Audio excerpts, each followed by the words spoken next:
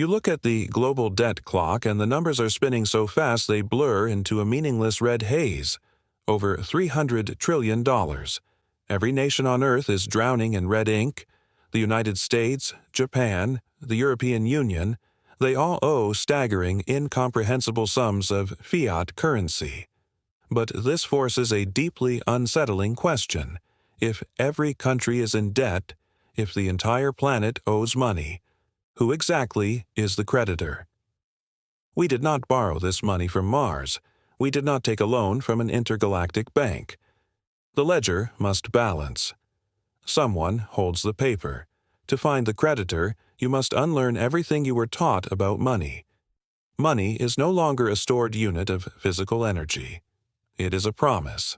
When a government needs funds, it doesn't just tax, it issues a bond, an IOU, a promise to extract future wealth from its citizens. But who buys these bonds? You do.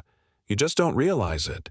The first great creditor is the public itself, hidden behind layers of bureaucracy. Your pension fund, your insurance policy, your savings account. They are not sitting in a vault. The system takes your capital and buys government debt. You are financing the very state that taxes you.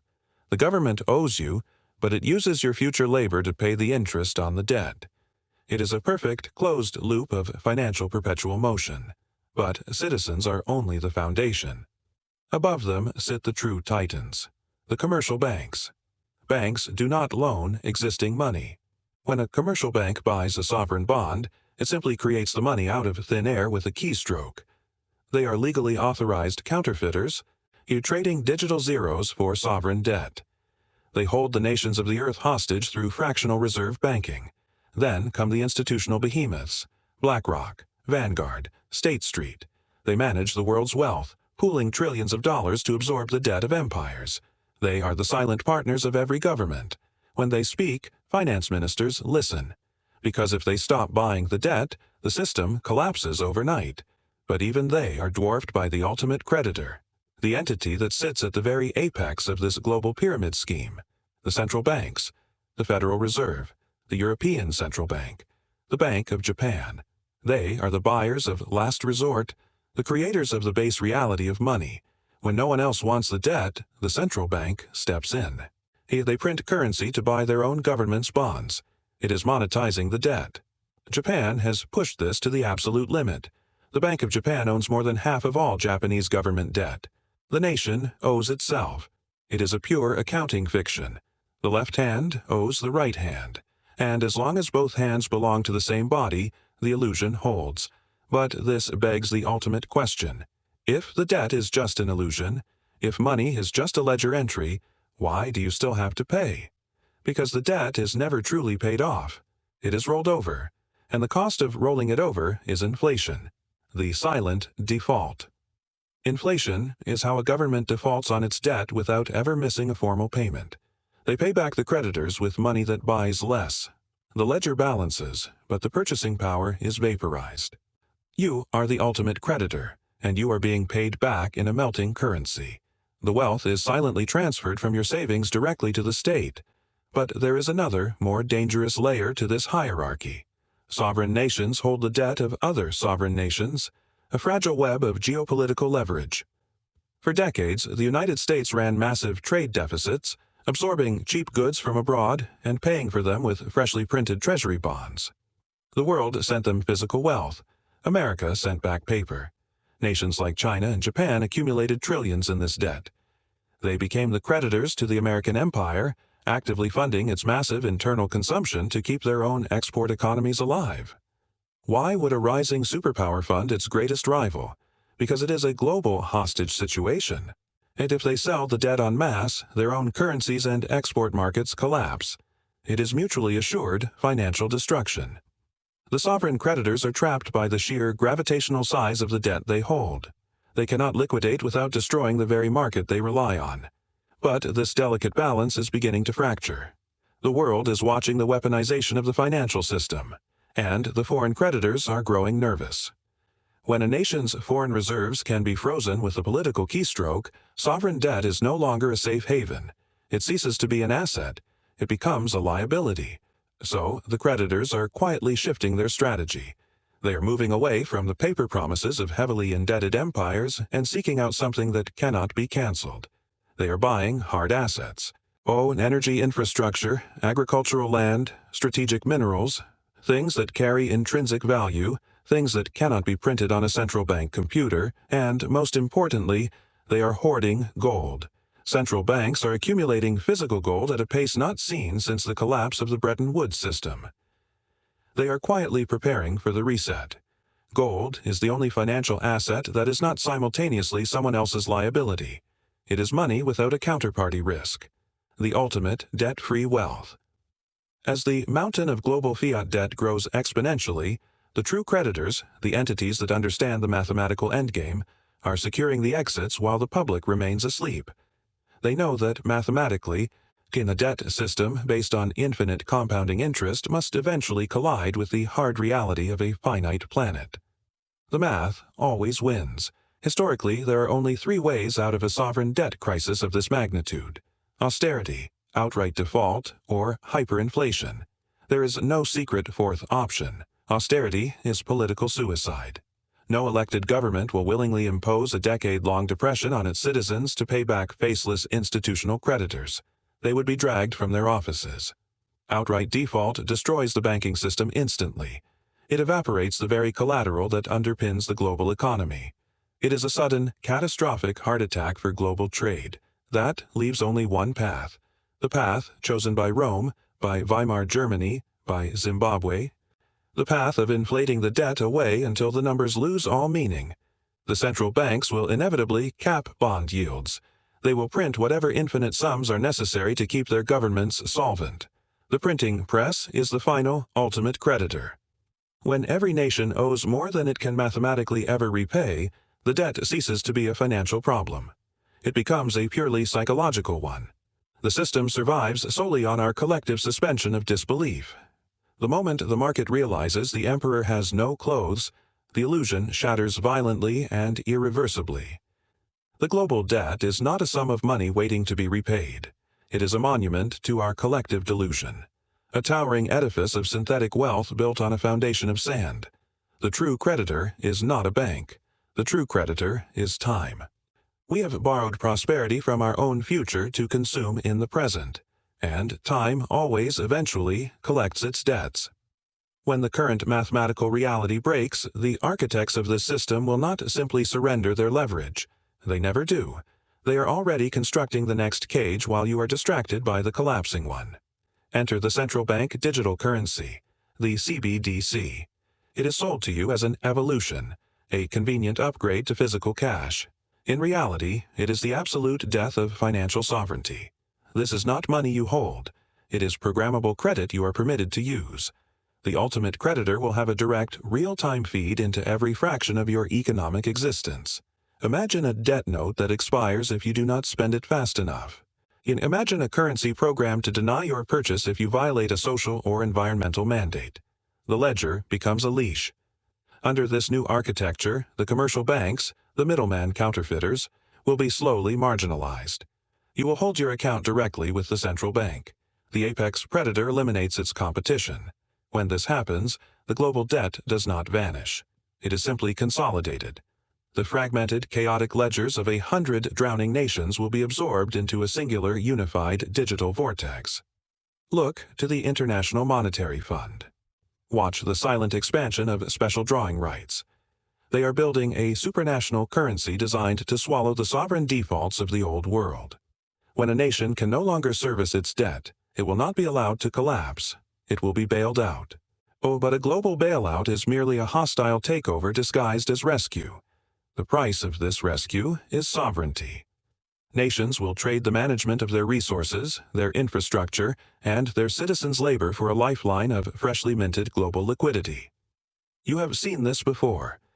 History is a relentless metronome. The Roman Empire did not fall in a day. It fell because it continuously clipped the silver from its denarius to fund its expanding, unpayable debts. The citizens of Rome did not understand the invisible math.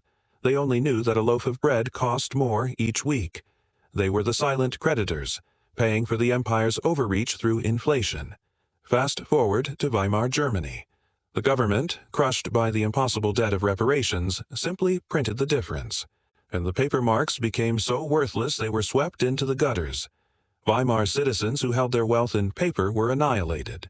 Those who held hard assets, factories, and gold became the owners of the new reality. The math of debt destruction is merciless.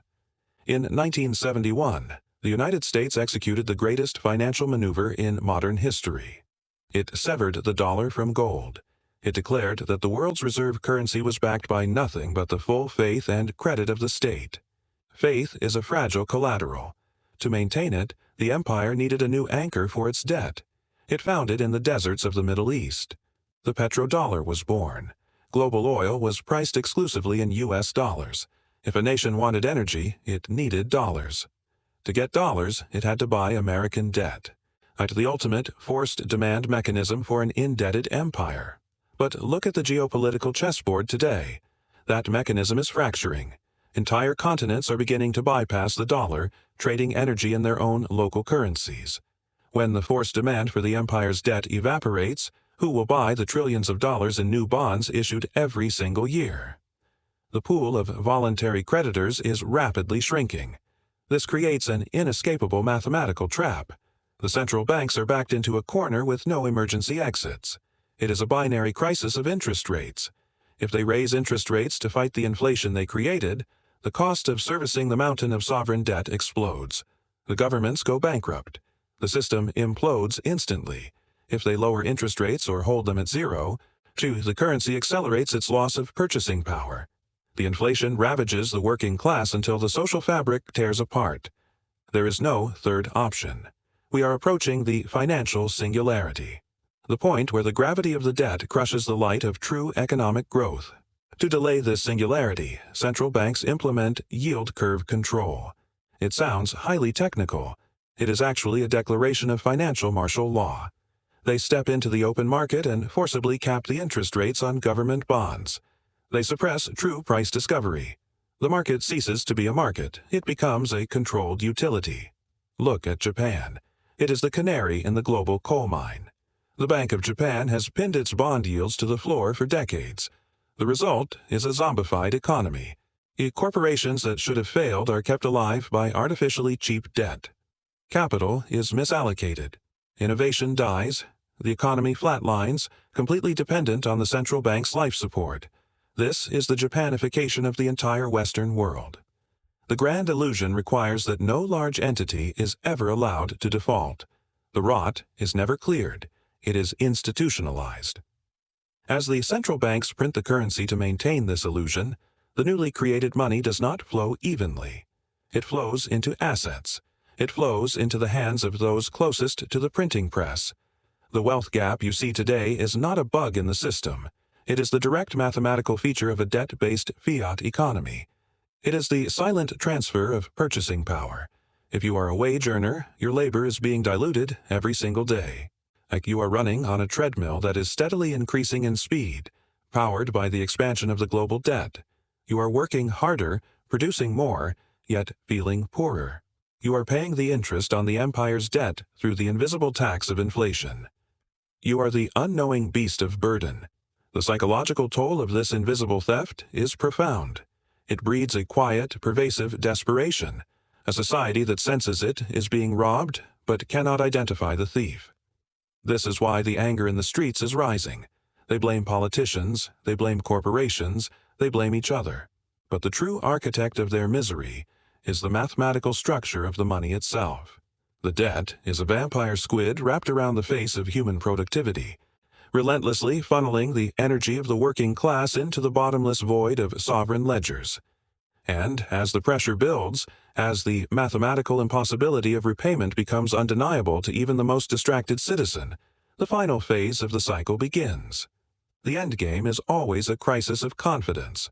A currency only functions as long as the people using it believe the issuer is solvent. When the mathematical impossibility of the debt becomes obvious, belief evaporates. It happens slowly, then all at once. The moment the market realizes the central bank is trapped, capital flees the sovereign debt market. The bonds are sold, not for profit, but for survival. This is the moment of the sovereign freeze. The very collateral that holds the global financial system together is suddenly treated as toxic waste. No one wants the paper of a drowning empire. To prevent total systemic collapse, the central banks must act as the buyer of last resort. They must step in and buy every single bond the market rejects. They must monetize the entire debt. This requires printing money on a scale that defies human comprehension. Trillions of digital units injected directly into the financial veins of the system simply to keep the heart beating. This is the true hyperinflationary trigger. It is not caused by a booming economy. It is caused by a dying one. It is the final, desperate gasp of a fiat regime attempting to inflate its way out of insolvency. The public is told this is a temporary measure, an emergency intervention to save jobs and protect pensions. But there is nothing temporary about the destruction of a currency's purchasing power. As the currency dies, the hunt for real, tangible value accelerates.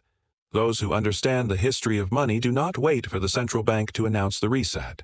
They move first. They strip the system of physical assets. They buy the farmland. They corner the strategic metals. They lock away the gold. They become the new creditors of the physical world, leaving the paper world to burn. This is the great wealth transfer, the largest in human history. It is not a redistribution from the rich to the poor. It is a transfer from the unaware to the prepared. You are watching this transfer happen in real time. Look at the balance sheets of the central banks.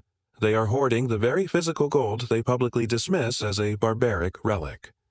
Why do the architects of the fiat system hoard the one asset they cannot print? Because they know the ledger will eventually be wiped clean, and when the music stops, you need a chair. A monetary reset is not a conspiracy theory. It is a historical certainty. Every fiat currency ever created has eventually collapsed under the weight of its own unpayable debt. The British pound was the world reserve currency. Before that, the French livre. Before that, the Dutch guilder. Every empire believes their paper is immune to the laws of mathematics. Every empire is wrong. The transition from one monetary regime to the next is never peaceful. It is marked by extreme volatility, geopolitical conflict, and the brutal confiscation of private wealth through inflation or decree. Governments facing insolvency do not go quietly into the night. They implement capital controls. They restrict the movement of wealth. They trap the citizens inside the burning building. This is the true purpose of the digital panopticon being built around you. If the money is purely digital, controlled by the central bank, there is no exit. There is no physical cash to hide. Your ledger becomes your prison.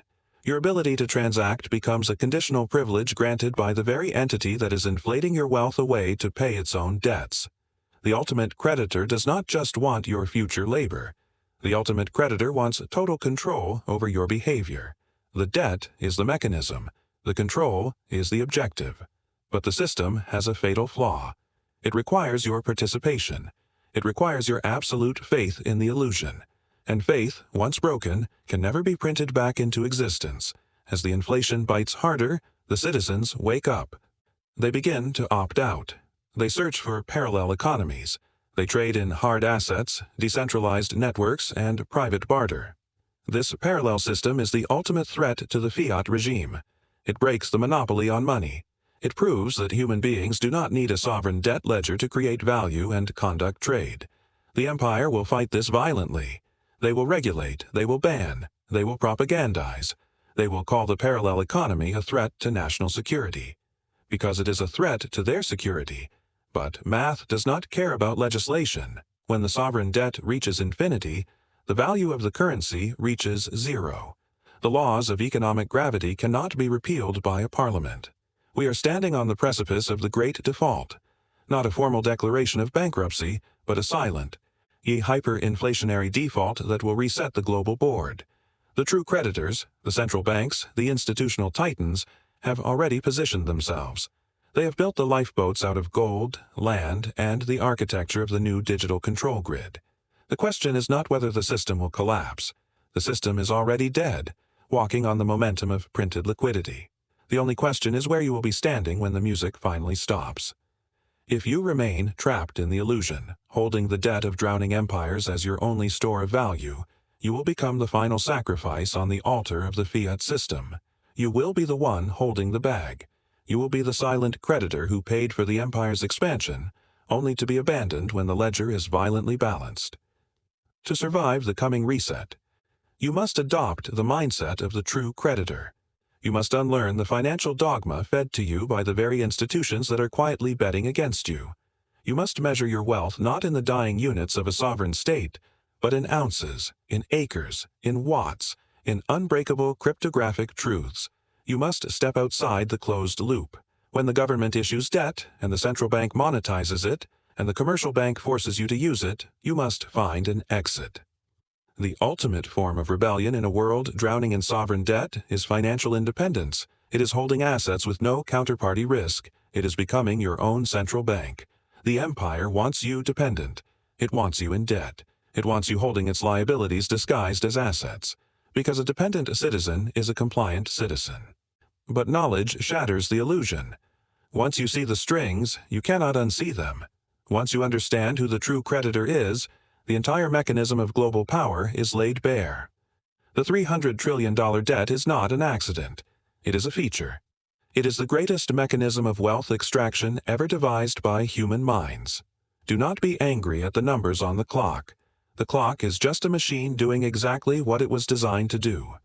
Focus on the architects who wound the spring. History guarantees that this system will reset. The ledgers will be wiped, the currencies will be revalued, and the game will begin again under a new set of rules. You cannot stop the reset. You cannot vote the debt away, but you can choose whether you are the creditor holding the physical collateral, or the debtor trapped under the collapsed illusion. The global debt is a mirror reflecting the grandest illusion in human history. Look closely into that mirror before it shatters entirely. Under this video, there's a subscribe button. It's not just a click, it's a decision. If you value understanding systems before they fail, if you want history decoded instead of repackaged, subscribe. And tell me, where are you watching from? Have you seen patterns like this in your country?